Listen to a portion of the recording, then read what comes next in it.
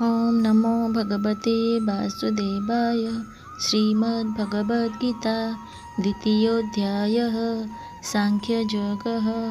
श्रीभगवानुवाच व्यवसायात्मिक बुद्धिरगेह कुरु नन्दन बहुशाखायनन्ताश्च बुद्धयो व्यवसायिनाम्। अर्थात हे अर्जुन, ଏହି ନିଷ୍କାମ କର୍ମଯୋଗରେ ବୁଦ୍ଧି ବ୍ୟବସାୟିକା ଓ ଏକନିଷ୍ଠ ହେଲେ ଅସ୍ଥିର ଚିତ୍ତ ସକାମ ବ୍ୟକ୍ତିଙ୍କଠାରେ ବୁଦ୍ଧି ବହୁ ଶାଖାରେ ବିଭକ୍ତ ଓ ଅନନ୍ତ।